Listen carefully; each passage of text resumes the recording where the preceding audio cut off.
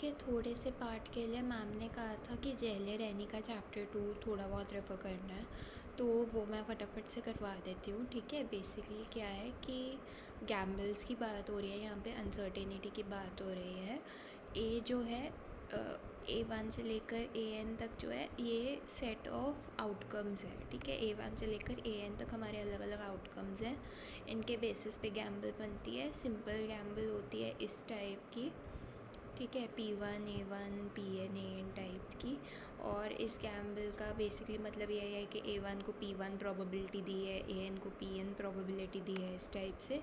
ठीक है, जो प्रोबेबिलिटीज़ है नॉन नेगेटिव होंगी और इनका सम इक्वल टू 1 होगा, क्योंकि A1 से लेकर AN के बीच में से कुछ ना कुछ तो होगा ही अल्टीमेटली। ठीक है, जो सेट ऑफ सिंपल गैम्बल्स है GS, उसको वो बेसिकली क्या है, सारी जब जो भी अलग अलग तरह की गैम्बल्स हो सकती है, जो सिंपल गैम्बल्स हैं उन सब का सेट बना लिया तो वो GS हो गया। ठीक है, आगे क्या है कि अगर कोई PI 0 होगा, जैसे कि ज़रूरी तो नहीं है ना कि हर आउटकम का कोई ना कोई प्रोबेबिलिटी हो ही हो, राइट। तो अगर किसी आउटकम की प्रोबेबिलिटी 0 है तो हम उसको दिखाते नहीं हैं। सपोज़ करो कि यहाँ पर 0 है सबका, AN-1 की प्रोबेबिलिटी, A2 की प्रोबेबिलिटी, बीच के सब की प्रोबेबिलिटी, तो उसको हटाकर हमने बस सिंपली ऐसे एज अ गैम्बल लिख दिया है। ठीक है, ये चीज़ है। जो set of simple gambles GS है उसमें पूरा का पूरा सेट A जो हमारा सेट ऑफ आउटकम्स है वो है, क्योंकि सेट ऑफ आउटकम्स को भी हम क्या बोलते हैं कि उनको भी हम एज गैम्बल्स नोट कर लेते हैं। जैसे कि A1 को हम बोलेंगे 1.A1, मतलब A1 अपने आप में परफेक्ट, मतलब एक सर्टेन चीज़ है, right, it's not a gamble. But अगर हमें उसको भी गैम्बल की तरह दिखाना हो तो हम उसको लिख देते कि इसके होने की प्रोबेबिलिटी 1 है, ऐसा ऐसा करके दिखा देते। ठीक है, तो उसको भी हम गैम्बल बोल देते हैं। तो इसलिए जो पूरा सेट A जो था जिसकी हमने बात की थी, ये वाला A, तो वो पूरा का पूरा GS के अंदर ही आ जाता है। ठीक है, सारी गैम्बल सिंपल नहीं होती है, कुछ गैम्बल्स कंपाउंड होती है। कंपाउंड गैम्बल का मतलब ये है कि एक ऐसी गैम्बल जिसका आउटकम जो है वो खुद में एक गैम्बल हो। ठीक है, तो ये चीज़ है।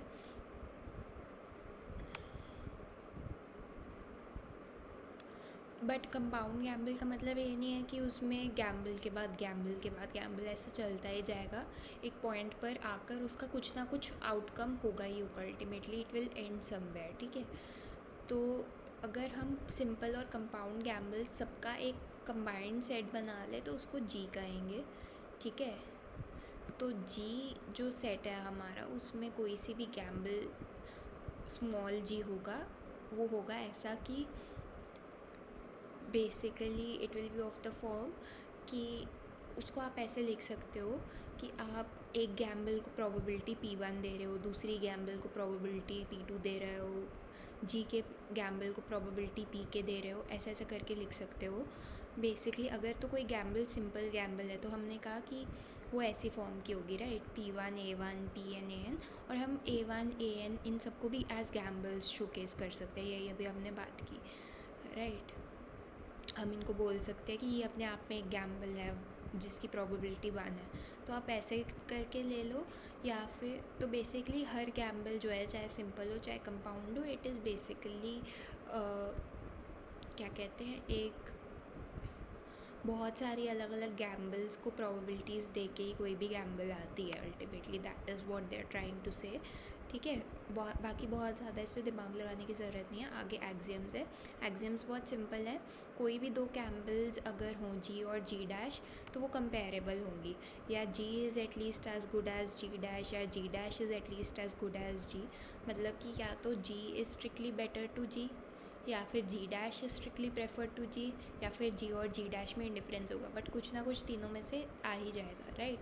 ट्रांजिटिविटी है, अगर कोई सी भी तीन गैम्बल्स हम लेते हैं G G dash G double dash, तो अगर G is at least as good as G dash is at least as good as G double dash, तो that means G is at least as good as G double dash, right. तो वो चीज़ हो गई, that's transitivity. क्योंकि हर AI जो A में है उसको हम एक डीजेनरेट गैम्बल की तरह रिप्रेजेंट कर सकते हैं। मतलब वो जो मैंने बोला ना कि A1 को you can write as 1.A1, वो एक डीजेनरेट गैम्बल कहते हैं उसको, क्योंकि वो एक्चुअली में it's not a gamble but ठीक है, दिखाने के लिए हम ऐसे दिखा देते हैं। तो वो चीज़ है। एक्सियम्स G1 और G2 का मतलब ये है कि कोई कि जो भी फाइनाइटली मेनी एलिमेंट्स हैं of A, they are ordered by at least as good as.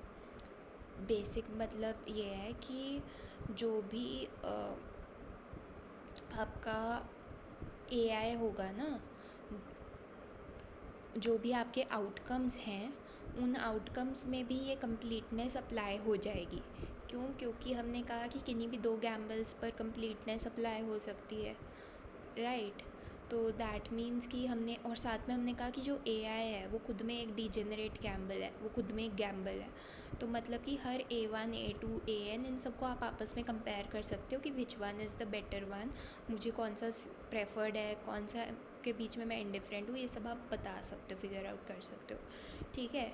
तो हम बिना जनरलिटी के लॉस के अज्यूम कर लेते हैं कि A1 is at least as good as A2, A2 is at least as good as, और ऐसा करके AN तक हम जा रहे हैं, ठीक है? अब